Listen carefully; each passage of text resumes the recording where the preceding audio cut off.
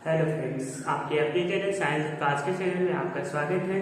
हमने पिछला video upload किया था जैव विकास के प्रमाण के विषय में, वो पहला पार्ट था। आज हम दूसरा वीडियो अपलोड करेंगे जैव विकास प्रमाण पार्ट सेकंड, जिसमें पिछले वीडियो में मैंने आपको 5 जैव विकास के प्रमाण के विषय में बताया था। आज भी हम पढ़ेंगे जैव विकास के 5 प्रमाण। पहला है पूर्वजता या प्रत्यावर्तन का सिद्धांत, दूसरा है तुलनात्मक प्रवृत्ति का सिद्धांत, तीसरा है जैव विज्ञान से प्रमाण, चौथा है अवशेषीय अंगों से प्रमाण और पांचवा है जीवों के घरेलू पालन से प्रमाण। तो हम पहला पढ़ते हैं पूर्वजता या प्रत्यावर्तन का सिद्धांत। जो पूर्वजता या प्रत्यावर्तन का सिद्धांत होता है, कह सकते हैं कि जो जीवों में क्या होता है, कभी कभी क्या होता है कि जीव में कभी कभी क्या होते हैं, अचानक परिवर्तन दिखाई देने लगता है। या अचानक क्या होता है, अचानक परिवर्तन, या कह सकते हैं अचानक उसमें लक्षण क्या होते हैं, विकसित हो जाते हैं। तो अचानक क्या होते हैं, लक्षण विकसित हो जाते हैं।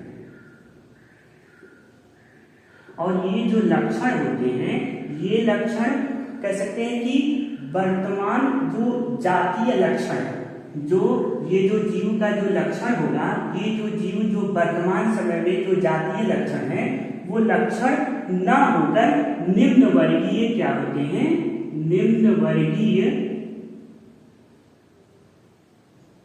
वर्गीय पूर्वजों के जाति के लक्षण होते हैं। पूर्वजों के क्या होते हैं, जाति के लक्षण होते हैं। यानी कह सकते हैं कि जो जीव होते हैं, जीवों में क्या होते हैं, अचानक क्या होते हैं, लक्षण विकसित हो जाते हैं। और ये जो लक्षण होते हैं वो इस जीव के कह सकते हैं कि जातीय जो वर्तमान होंगे, इस जीव के ये जो जीव वर्तमान समय में पाया जाएगा, उसका जातीय लक्षण ना होकर निम्न वर्गीय पूर्वजों के क्या होंगे, जातीय लक्षण का होता है। और इसी में कह सकते हैं जैसे किसी मनुष्य के जो कैनाइन दांत होते हैं, किसी मनुष्य में जो कैनाइन दांत होते हैं, कैनाइन दांत जो होते हैं, ये दांत कैसे होते हैं, नुकीले होंगे और क्या होते हैं, बड़े होते हैं। दांत कैसे होते हैं, नुकीले और बड़े होते हैं। कैसे होते हैं, नुकीले और बड़े होते हैं। किसी नवजात शिशु में देखेंगे, नवजात शिशु में छोटी पूंछ का होना, नवजात शिशुओं में क्या होना, छोटी पूंछ का होना, नवजात शिशु में छोटी पूंछ का होना, छोटी पूंछ का होना। कभी कभी आप देखते हैं कि जो मनुष्य होते हैं, मनुष्य कह सकते हैं, हमारे मनुष्यों के पूर्वज कौन हुआ करते थे, बंदर। और बंदर के कह सकते हैं कि जो शरीर पर होते थे, क्या होते थे, घने बाल पाए जाते थे, घने बाल पाए जाते थे। मनुष्य में क्या होते थे, धीरे किसी मनुष्य में क्या होते थे, मनुष्य क्या है, पूर्वजों का, बंदर जो है वो पूर्वज है मनुष्य का पूर्वज है। और बंदर के शरीर पर क्या होते थे, घने बाल पाए जाते थे। और ये सब क्या है, पूर्वजता के क्या है, उदाहरण है। और इनसे, इस प्रमाण से आपको पता चलता है कि जो जातीय विकास का क्रम है, जो जातीय विकास का क्रम है, जातीय विकास का क्रम कैसा होता है, जातीय विकास का क्रम पूर्वजों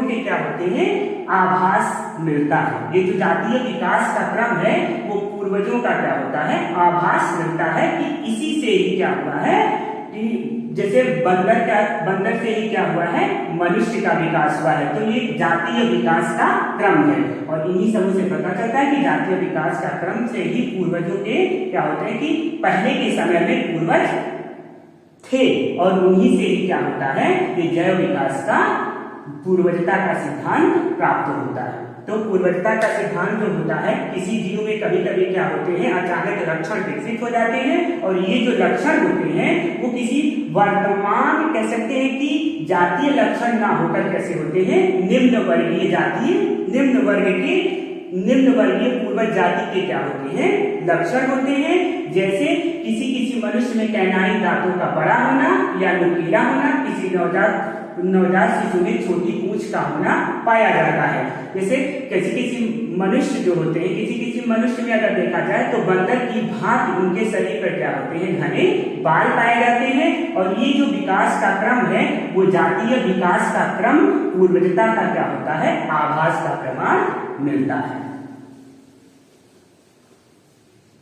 अब हम दूसरा पढ़ेंगे जैव विकास, तुलनात्मक भ्राणिकी का प्रमाण। तुलनात्मक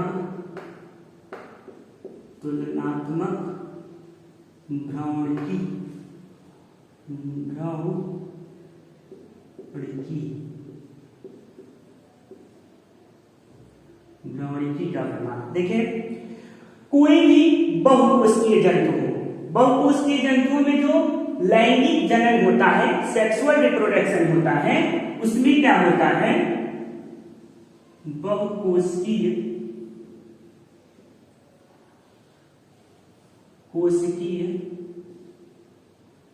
बहुकोषीय जंतु में जो क्या होता है, लैंगिक जनन होता है, लैंगिक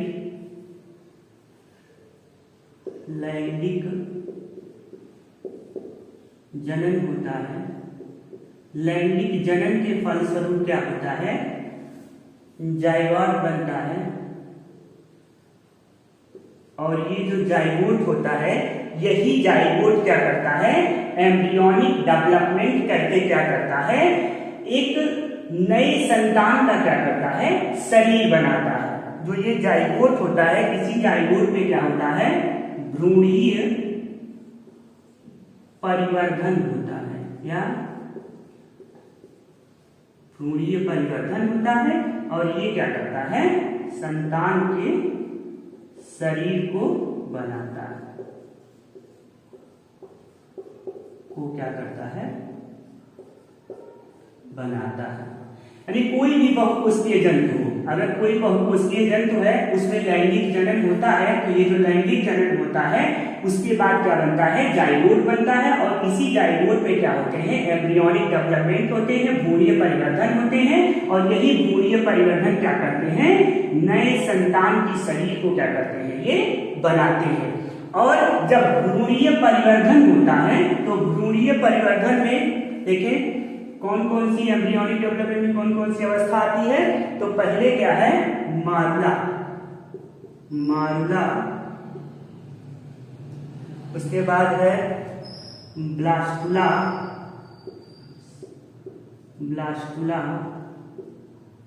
मारुला, ब्लास्टुला और गैस्ट्रुला।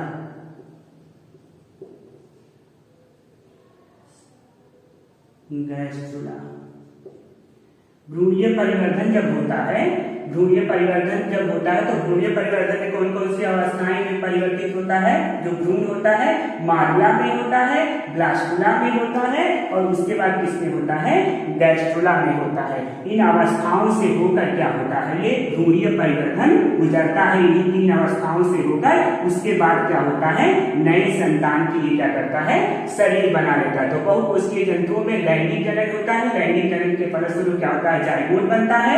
फिर एम्ब्रियोनिक डेवलपमेंट होता है, भ्रूणीय परिवर्तन होता है। भ्रूणीय परिवर्तन में तीन अवस्थाएं होती हैं, मारुला, ब्लास्टुला और गैस्ट्रुला। और इसी के बाद क्या होता है, संतान की शरीर बनता है, संतान का क्या होता है, शरीर बनता है। जैसे अब देखते हैं हम, कोई भी स्तनधारी हो, चाहे पक्षी हो, कोई भी स्तनधारी, ठीक है, पक्षी श्रेणी वाला हो या रीढ़ वाला कोई भी जंतु हो, अगर कोई पक्षी हो या रीढ़ वाला कोई जंतु हो, अगर इस जंतु के भ्रूण को देखा जाए तो भ्रूण को देखकर कह सकते हैं कि भ्रूण की प्रारंभिक अवस्था को देखकर यह कह सकते हैं, इसको मतलब इसका अनुमान नहीं लगा सकते हैं कि भ्रूण का आकार कैसा होगा, भ्रूण का आकार कैसा होगा। कोई भी जंतु हो, जंतु के भ्रूण को देखकर कोई भी स्तनधारी हो उसके भ्रूण की प्रारंभिक अवस्था को अगर देखते हैं तो देखकर हम यह अनुमान नहीं लगा सकते हैं कि भ्रूण कौन सा आकार धारण करेगा। और कोई भी जीव हो उसका जो भ्रूण होता है, भ्रूण उन स्थितियों से होकर गुजरा होता है जिसमें उनके पूर्वज होकर, पूर्वजों का जो भ्रूण होता है होकर क्या होता है, गुजरा होता है। यानी किसी भी जंतु का जो भ्रूण होता है उसकी प्रारंभिक स्थिति को देखकर उसके आकार का अनुमान क्या कर सकते हैं, नहीं लगा सकते हैं। और किसी भी जंतु का जो भ्रूण होता है वो अपने पूर्वजों के कह सकते हैं भ्रूण से होकर क्या होता है, गुजरते हैं। और इसी में एक वैज्ञानिक है वान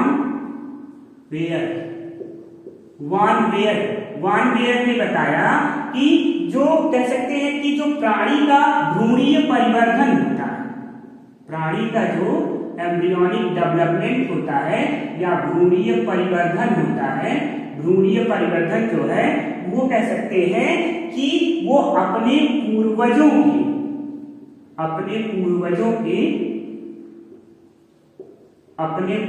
के क्या होते हैं, भ्रूणीय अवस्था को क्या करते हैं, दोहराते हैं, भ्रूणीय अवस्था को दोहराते हैं। तो कोई भी जंतु अगर है तो अगर जो उसका भ्रूण है उसके प्रारंभिक अवस्था को देखकर अनुमान नहीं लगाया जा सकता है कि उसका कैसा आकार होगा।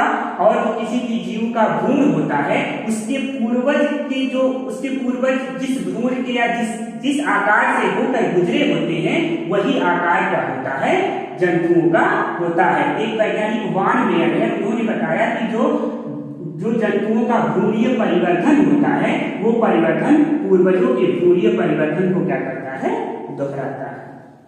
तीसरा पढ़ेंगे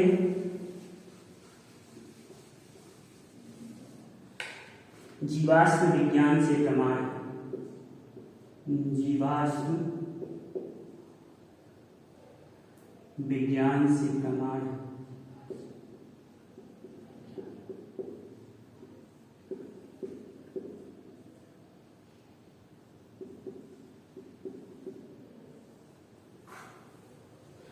देखिए जीवाश्म क्या होता है,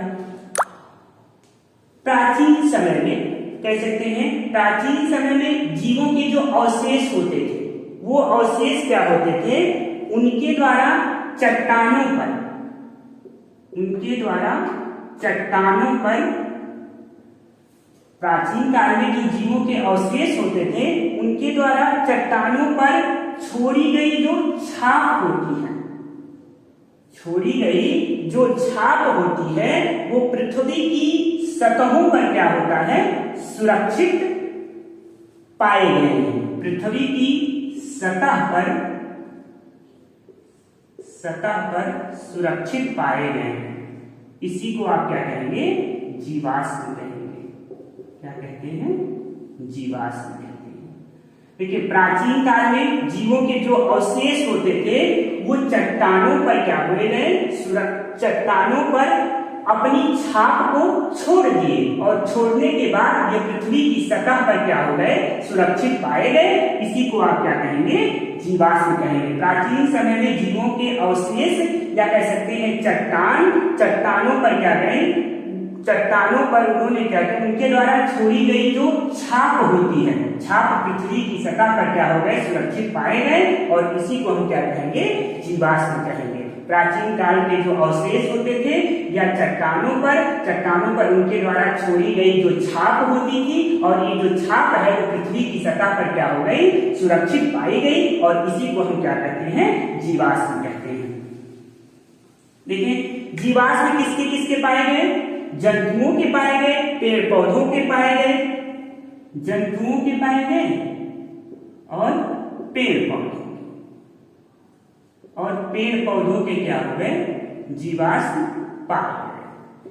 और ये जो जीवाश्म होते थे, इन जीवाश्मों के आधार पर कह सकते हैं कि वर्तमान समय में जो जंतु और पौधे हुआ करते हैं वो कह सकते हैं कि ऐसे नहीं होते थे। जो इस समय के जंतु और पौधे होते थे, वो जो जीवाश्म जंतु और पौधे के मिले, उनको देखकर ये अनुमान लगाया गया कि वर्तमान समय में जो जंतु और पौधे होते थे वो ऐसे नहीं हुआ करते थे। उसी के आधार पर भिन्न भिन्न समय पर, इसी के आधार पर देखा जाए भिन्न भिन्न समय पर,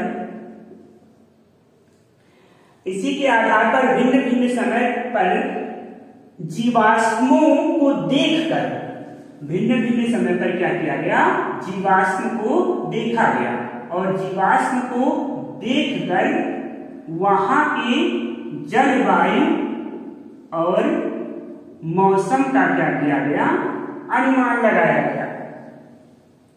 जलवायु और क्या किया गया, मौसम का अनुमान लगाया गया। जो जीवाश्म होते थे जंतु और पौधों के रूप पाए गए, और ये जो जीवाश्म होते थे, जीवाश्म कह सकते हैं कि इनको देखकर वर्तमान समय में जो जंतु और पौधे थे पाया गया कि वो ऐसे नहीं थे, और भिन्न भिन्न समयों के जीवाश्म को देखकर वहां की मौसम और जलवायु का क्या किया गया, अनुमान लगाया गया, जिससे यह पता चल जाता है, जिससे अगर देखा जाए इससे पता चलेगा, पता क्या चलता है कि पहले के जंतु मौसम और भौगोलिक परिवर्तन के कारण, भौगोलिक परिवर्तन के कारण क्या हो गए, परिवर्तित होते गए और वर्तमान स्थिति को क्या हुए, प्राप्त हो गए। वर्तमान स्थिति को प्राप्त हो गए, वर्तमान स्थिति को क्या हो गए, प्राप्त हो गए।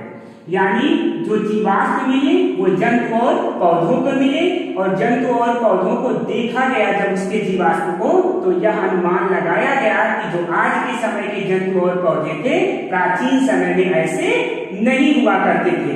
भिन्न भिन्न समय पे जीवाश्मों को देखकर यह पता लगाया गया कि वहां की जलवायु और मौसम का अनुमान का पता चल गया, और इसी से हमें यह पता चल जाता है कि मौसम और भौगोलिक स्थिति के आधार पर, या मौसम और भौगोलिक स्थिति के परिवर्तन के कारण ही क्या हो गए, परिवर्तित होते गए और वर्तमान स्थिति को क्या हो गए, वो प्राप्त हो गए।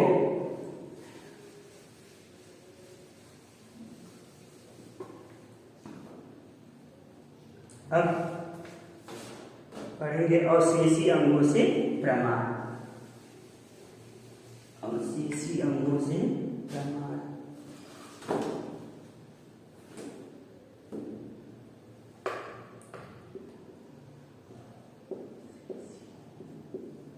अवशेषी अंगों से प्रमाण।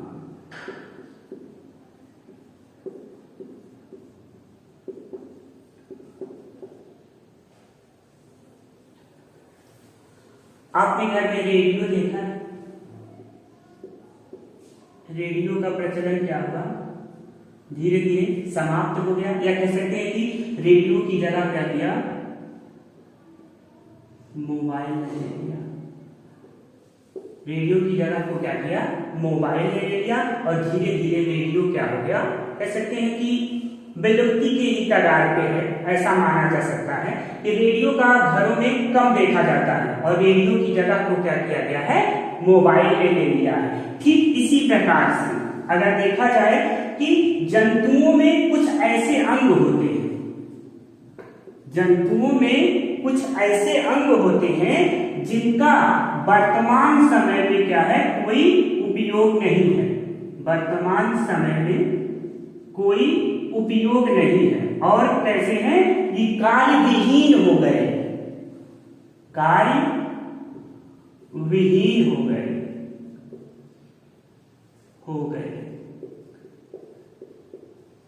ऐसे अंगों को क्या कहते हैं, अवशेषी अंग। कार्य विहीन हो गए, या कह सकते हैं कार्य विहीन अनावश्यक हो गए, अनावश्यक हो गए। ऐसे अंगों को क्या कहते हैं? अवशेषी अंग। ऐसे अंगों को अवशेषी अंग। जंतुओं के ऐसे अंग जो वर्तमान समय में क्या है? कार्यविहीन हो गए, अनावश्यक हो गए, और ऐसे अंगों को हम क्या कहते हैं? वर्तमान समय में क्या है? उनका कोई उपयोग नहीं है।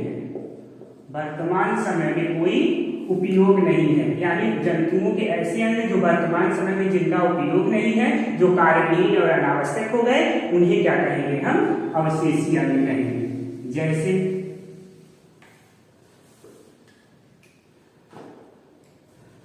देखिए, पहला त्वचा के बाल।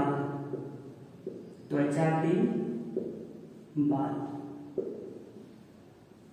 त्वचा के जो बाल होते हैं, जैसे बंदर हो गया, भालू हो गया, ठीक है, घोड़ा हो गया, चूहा हो गया, इनके शरीर पर क्या होते हैं? बहुत ही घने बाल पाए जाते हैं, और ये जो बाल होते हैं उनको ताप नियंत्रण में क्या करते हैं? सहायता देते हैं। लेकिन अगर मनुष्य में भी इसी प्रकार मनुष्य के शरीर पर भी बाल पाए जाते हैं, लेकिन जिनका क्या होता है? कोई काम नहीं होता है। यानी बंदर हो गया, चूहा हो गया, घोड़ा हो गया, इनके शरीर के ऊपर क्या होते हैं? घने बाल पाए जाते हैं, के ऊपर घने बाल।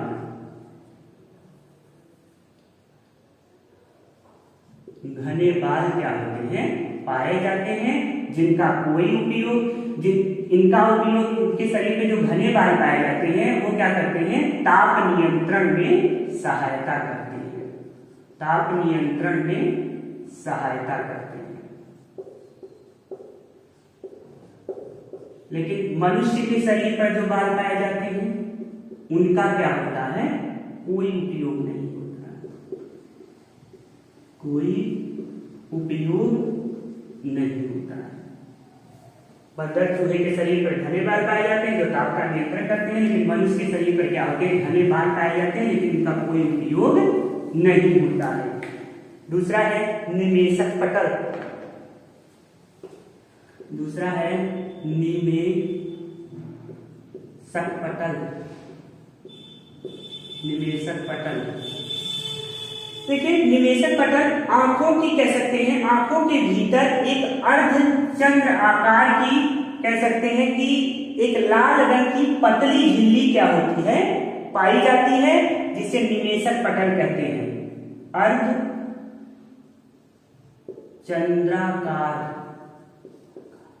अर्धचंद्राकार क्या होती है? एक पतली झिल्ली होती है, पतली झिल्ली होती है। निमेषक पटल क्या होते हैं? आंखों के भीतर एक अर्धचंद्राकार क्या होती है? पतली झिल्ली होती है।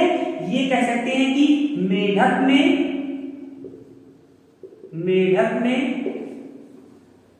बिल्लियों में, बिल्ली की क्या होती है? आंखों में पाई जाती है, परंतु मानव के नेत्र में क्या होता है? इसका कोई महत्व नहीं होता है। मनुष्य के नेत्र में भी पाया जाता है, लेकिन इसका क्या होता है? कोई महत्व नहीं होता है। क्या होता है? कोई महत्व नहीं होता। आंखों के भीतर चंद्राकार, अर्धचंद्राकार क्या होती है? ये पतली झिल्ली होती है, जो मेढक और बिल्लियों में पाई जाती है, जिनका क्या कर सकते हैं कि आंखों में पाई जाती है, परंतु मनुष्य के आंखों में इसका क्या होता है? कोई महत्व नहीं होता है।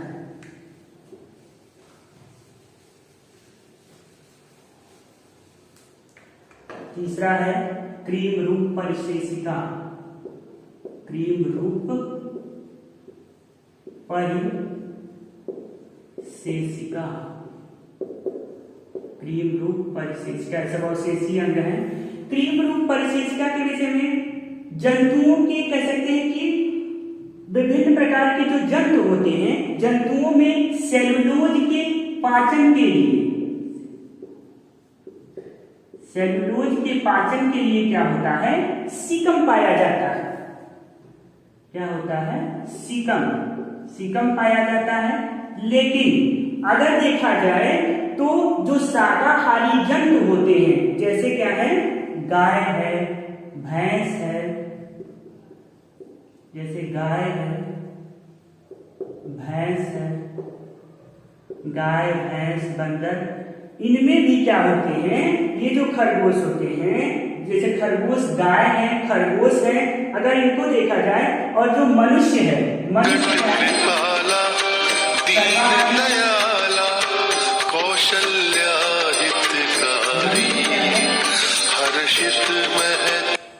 सर्वाहारी होता है। मनुष्य क्या है, सर्वाहारी होता है, और इसमें भी भोजन के पाचन के लिए क्या होता है, सेलुलोज की मात्रा कम होती है। सेलुलोज की मात्रा क्या होती है, लोज की मात्रा क्या होती है, कम होती है।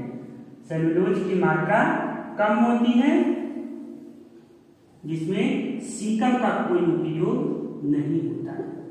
सीकम का क्या होता है, कोई उपयोग नहीं होता है। त्रिम रूप परिशिष्टिका में अगर देखा जाए तो जंतुओं में सेलुलोज के पाचन के लिए, जंतुओं में सेलुलोज के पाचन के लिए क्या होता है, सीकम होता है। जो शाकाहारी जंतु जैसे गाय है, भैंस है, या मनुष्य जो सर्वाहारी है, इसमें सेलुलोज का पाचन क्या होता है, कम होता है, और इनमें भी क्या होता है, सीकम पाया जाता है, लेकिन इसका कोई उपयोग नहीं होता है। पांचवा पढ़ेंगे, जीवों के घरेलू पालन से प्रमाण। जीवों के घरेलू पालन से प्रमाण, पालन से प्रमाण।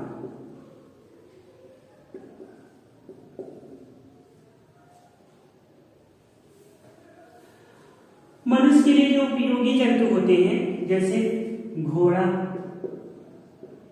कुत्ता, घोड़ा हो गया, कुत्ता हो गया, बकरी हो गई,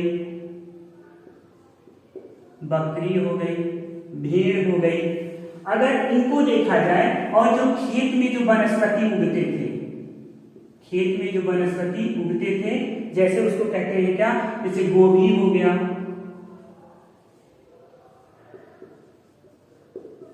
आलू हो गया, कपास हो गया। मनुष्य के लिए जो उपयोगी जंतु होते थे वो क्या होते थे, घोड़ा, कुत्ता, बकरी, और खेत में जो वनस्पति वहां उगती थी, जैसे गोभी हो गया, आलू हो गया, पालक हो गया। इनके जो कह सकते हैं, इनके जो जंगली पूर्वज हुआ करते थे, इनके जो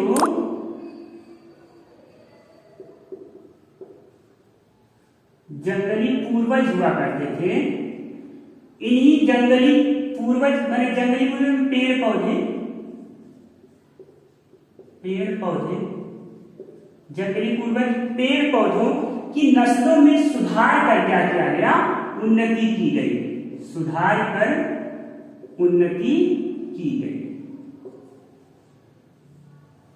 जैसे मनुष्य के लिए उपयोगी जंतु घोड़ा, कुत्ता, बकरी है, और खेत में होने वाले वनस्पतियां गोभी, आलू, पालक, इनके जंगली जो पूर्वज हुआ करते थे, इनके जो जंगली पूर्वज हुआ करते थे, उनके कह सकते हैं कि नस्लों में सुधार कर क्या की गई, उन्नति की गई, और नस्लों के सुधार के फलस्वरूप क्या हुआ, नई नई जातियों की क्या हो गई, उत्पत्ति हो गई। नस्लों के फलस्वरूप नई नई जातियों की क्या हो गई, उत्पत्ति हो गई, जातियों की क्या हुई, उत्पत्ति हुई, जिससे जैव विकास का प्रमाण मिला। आपको अगर वीडियो अच्छा लगा हो तो लाइक, शेयर और सब्सक्राइब कर सकते हैं, और कमेंट बॉक्स में हमें कमेंट करके बताएं कि वीडियो कैसा लगा। Okay, thank you.